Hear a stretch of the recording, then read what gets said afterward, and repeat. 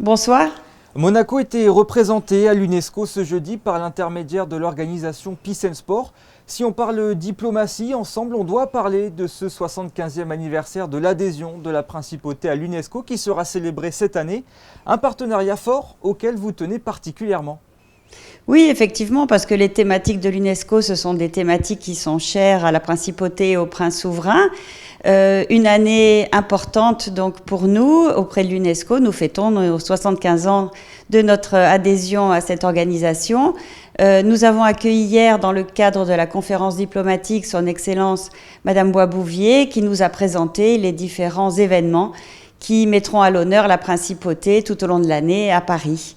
Et je me rendrai d'ailleurs la semaine prochaine à un de ces événements à Paris à l'UNESCO où les élèves du lycée hôtelier de la principauté offriront aux autorités de l'organisation et également aux ambassadeurs un dîner qui mettra à l'honneur donc la gastronomie monégasque. Et pour revenir en détail sur cette conférence diplomatique, peut-être était-il question de l'UNESCO, on vient de le voir, mais quels étaient les principaux sujets de discussion en ce début d'année 2024 ? Donc, une fois par an, nous réunissons tous les ambassadeurs accrédités à l'étranger ici à Monaco, qui nous permet d'échanger, de réfléchir ensemble et de présenter aussi quelles sont les priorités de la principauté, les grands enjeux pour l'année à venir. Alors aujourd'hui, et en ce qui nous concerne, nous avons eu une réunion diplomatique qui a abordé des thématiques qui concernent notamment la sécurité, où le conseiller de gouvernement ministre pour l'Intérieur est intervenu avec le contrôleur général Richard Marangoni pour mettre en avant la sécurité à Monaco, qui est aussi un vecteur d'attractivité. Et puis également le conseiller de gouvernement ministre pour les Finances, qui a fait un exposé sur Monéval, puisque, vous le savez, la principauté et les autorités de l'État et de la société civile n'ont pas ménagé leurs efforts pour essayer de se conformer aux recommandations de Monéval. Et puis nous avons aussi eu une conférence diplomatique qui a présenté différentes entités qui œuvrent ici à Monaco pour l'attractivité de la principauté. Donc nous avons eu des présentations sur Monaco Freeport, sur Monaco Brands, également un enjeu important, l'intelligence artificielle, qui a été présenté par Frédéric Ginta, le MEB en la personne de Guillaume Rose, également les activités du MPL avec Chloé Leclerc, et puis pour finir, je crois ce qui était important, un échange entre les ambassadeurs eux-mêmes.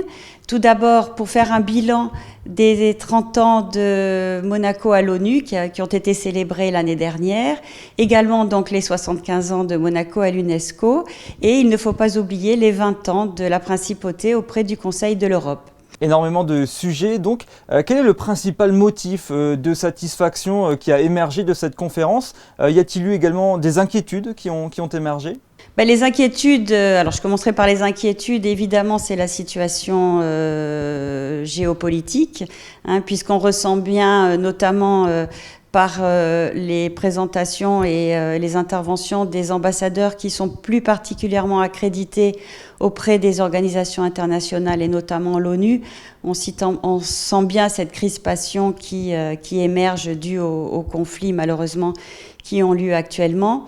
Et puis des motifs de satisfaction, je crois que c'était une conférence diplomatique très dense, comme vous avez pu le voir, qui a suscité de nombreuses réactions de la part des ambassadeurs. C'était une réunion très interactive et je crois que nous avons des ambassadeurs qui sont très engagés dans la promotion de l'image de la principauté à l'étranger, puisqu'en fait ce sont eux les porte-parole de la politique extérieure qui est voulue par Son Altesse Sérénissime le Prince et qui sont là aussi pour partager à l'étranger les valeurs que nous défendons ici à Monaco.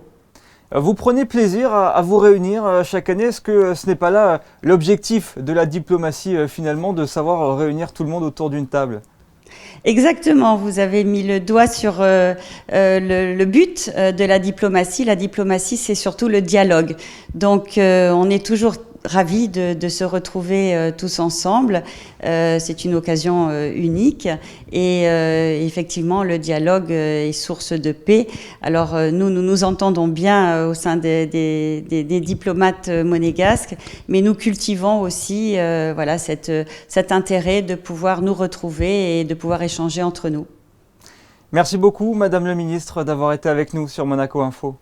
Je vous remercie, bonne soirée.